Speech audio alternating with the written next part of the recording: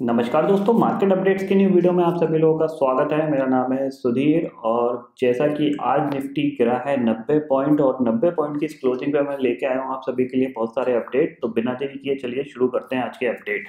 तो हर रोज की तरह जो पहला अपडेट ले लेते हैं वो ले लेते हैं यहाँ पे मार्केट की तरफ से, जहाँ पे कि फ्राइडे के सेशन में डाउ जोन्स में करीब 450 पॉइंट की गिरावट का असर हमारे मार्केट में दिखाई दिया और यहाँ पे आज निफ्टी करीब 30 पॉइंट ऊपर का गैप अप हुआ। उसके बाद वहां से क्लोजिंग जो आई है वो आई है 90 पॉइंट नीचे की, ऑलमोस्ट 10,663 पे ये पहुंच गया। यहाँ पे 90 पॉइंट्स की यहाँ पे गिरावट आई है। और सेंसेक्स की बात कर लूँ तो मैं सेंसेक्स भी करीब 271 पॉइंट गिर के बंद हुआ है। तो जान लेते हैं कि हुआ क्या है, हो क्या रहा है यहाँ पे मार्केट में।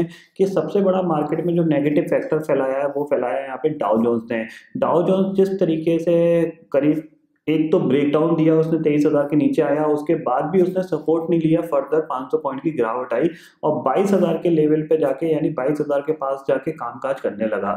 तो अब यहाँ पे देखना पड़ेगा कि यहाँ पे अब कंडीशंस कैसी बन रही है यहाँ पे डाउ जोन्स के लिए। अगर मार्केट यहाँ सपोर्ट लेता है तो हो सकता है निफ्टी सपोर्ट ले ले, अदरवाइज यहाँ पे ट्रेंड जो है वो पूरी तरीके से निफ्टी का नेगेटिव है और हर बाउंस में यहाँ पे निफ्टी में सेलिंग ही आ रही है। अगर मैं टॉप 3 गेनर लूजर की बात करूँ निफ्टी में तो सबसे बड़ा यहाँ पे गेनर रहा विप्रो, उसके बाद टीसीएस, उसके बाद भारती इन्फ्राटेल।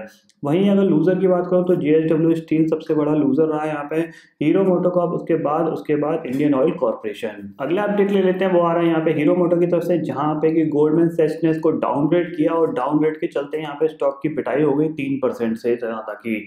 तो कह सकते हैं इस डाउनग्रेड के बाद हीरो मोटो में शायद जो बड़े इन्वेस्टर्स हैं उनका थोड़ा सा कहते हैं ना कि उन्हें अपने पोर्टफोलियो में इसको रखना शायद अच्छा नहीं लग रहा है, इसलिए यहाँ पे बिकवाली देखी गई है। अगला अपडेट ले लेते हैं, वो आ रहा है यहाँ पे टाटा मोटर्स की तरफ से। यहाँ पे टाटा मोटर्स की एक और नई गाड़ी आ रही है, टाटा हैरियर गेट्स।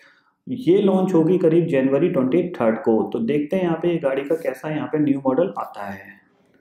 अगला अपडेट ले लेते हैं, वो आ रहा है यहाँ पे जेट एयरवेज की तरफ से, जहाँ पे कि जेट एयरवेज की क्रिसमस सेल स्टार्ट हो गई है, जहाँ पे 30% का ऑफ मिल रहा है उनकी फ्लाइट टिकट पे। और ये जो फ्लाइंग है यहाँ पे आप अभी से लेके यानी दिसंबर से लेके आप अप्रैल के बीच में करेंगे तो ये ऑफर आपको भी एप्लीकेबल होगा। तो अगर आप कहीं अपनी छुट्टी मनाने का प्लान बना रहे हैं तो आप यहाँ पे जेट एयरवेज की टिकट को बुक कर सकते हैं।